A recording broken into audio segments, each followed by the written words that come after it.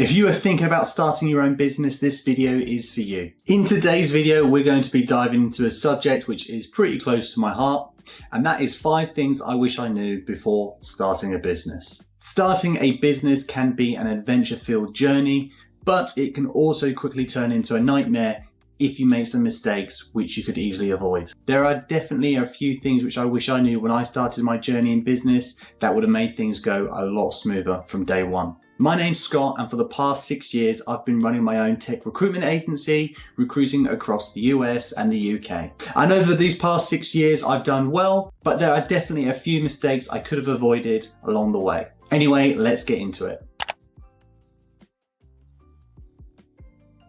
Personally, I thought I had a good idea when setting up my own business, and I was so keen to get going and set things up that there was a load of research that I just overlooked. Fortunately for me, this didn't turn out to be too big an issue compared to some of the other issues, which I'll get into later. When you're doing your research, you need to understand your market, you need to understand your competitors, and you need to know that you have a good business idea that is going to work. You don't want to assume things are going to work and that there is a market and customer base for what you are trying to sell, whether it's a service or a product. You want to try and do some research and prove that it will work. There are some common mistakes that businesses make when it comes to this area and not doing enough research, and not anticipating how much of a struggle it can be when you're trying to get a business off the ground. One other thing that people tend to overlook when starting a business is how much of a cash runway that they will need until they start getting paid from clients, and how much capital that they need to invest into equipment and software or staff or whatever else that is they need to get going. Next up, cash flow management. Profitability doesn't equate to having cash on hand or cash in the bank. This is all about when you receive money from your customers and when you have to pay your bills. Mismanaging this can be fatal for your business, no matter how good your sales look. Having poor cash flow is probably one of the biggest things that kills off any business before they can hit it big. A couple of years into my own business, I realized cash flow was a little bit of an issue and trying to get customers to pay on time.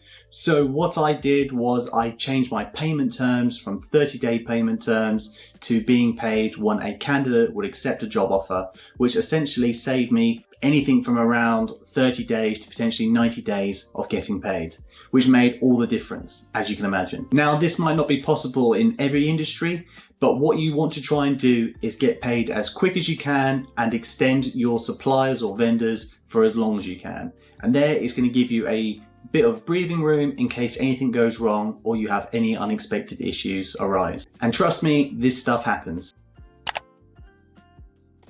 Having the right team makes all the difference, which brings me on to my next point, which is hiring is crucial. Hiring friends and family can cause issues. It can put a strain on relationships, and essentially you have to be willing to lose those relationships to a degree if things in business don't go well, which they don't always go to plan or plain sailing. If you speak to most business owners, they usually tend to say, don't hire friends or family, because potentially it can cause issues further down the line, whether professionally or personally. And you don't want this overspilling into your business day to day. Some companies can make the mistake of hiring too soon and going crazy and going on a hiring spree and upping their overheads when they don't really need to. Perhaps try looking at a temp employee and see how that goes. You can try outsourcing the low value tasks to them. So that means you can spend your time on the high value tasks and the profession that you have and bringing in the sales, winning customers and generating cash for your business. When you run your own business, you tend to be the judge, the jury and the executioner,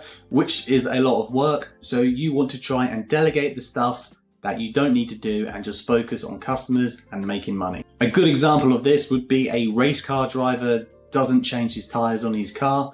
I mean, I've never seen Lewis Hamilton getting out of the car and changing his tires during a pit stop, because he's too focused on being the driver and winning the race. The other thing I would say is that there is a huge difference in being a one-man show compared to being a leader and having a team of people that you have to manage and delegate work to. Both of these setups have their pros and cons. Most people I know who have large businesses and employ a load of people talk about having loads of staffing issues at any one time. Because at the end of the day, people are people and they are not robots, and they have their own personal things going on. So you need to decide if you want to run a team and be hands-off and manage people, or if you just want to focus on what you're good at and what you enjoy. If you are going to build a team out, make sure you think about this carefully.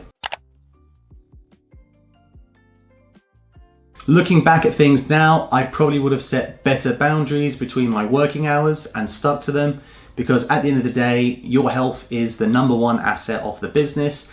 And if you're not feeling well or exercising or sleeping right or eating good, then it's going to spill over into your business and day to day. At the end of the day, you are the machine that makes the business work. So you need to be performing on all cylinders as often as you can. When you go onto YouTube or LinkedIn, there is always some kind of business guru or influencer saying about how many hours they worked, and they worked 20 plus hours a day. But that isn't something that's going to be sustainable for a long period of time. Running a business is a marathon and takes years and years. So you want to make sure that things are sustainable and you're not going to burn out. This is why, to me, it's important to play the long game and make sure you have a good work-life balance. Over the course of the 6 years I've been running my business, I have definitely been guilty of neglecting work-life balance and working too many hours and working on holiday or Christmas Day or New Year's, or times I should have been taking a break and just relaxing. Nowadays, I'm a little bit better with this, and I do like to take a break, but I do put the hours in when I need it. Being flexible and adaptable is one of the most important things that you can do when in business. The business plan that you start with might not be the one that you have in the end, because markets change, customers' behaviors shift, and there is just other things that go on that are out of our control. So you must be ready to pivot and change your business when needed. For example, when I first started my recruitment business, I was planning to focus on pure IT and software across Cambridge in the UK, as this was an area I knew well and a market that I had recruited in for many years before starting my own business. For example, my recruitment business was supposed to be specialized in IT and software across Cambridge in the UK, as this was an area that I knew well and had recruited in before for many years. However, things didn't quite work out like this. Early on into my journey of having my own business, I started winning customers from all over the UK.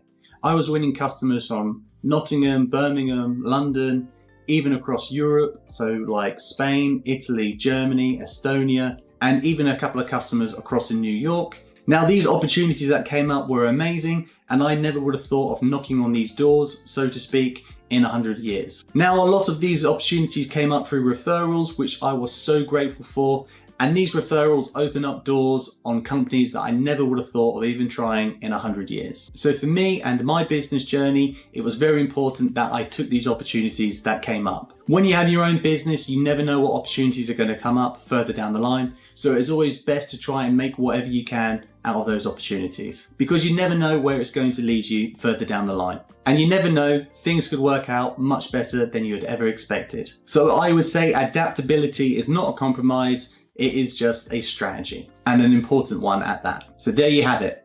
Those are the 5 things I wish I knew before I started my own business. Some of these were hard lessons to learn, and some others were much harder, but all these lessons shaped my journey for the better in the end. Drop your stories and insights into the comment section below, and I'll come back to you as soon as I can. Hopefully you have found this video helpful and you will learn from the mistakes that I've had. And if you would like to see more videos like this, hit the subscribe button, and I will see you soon.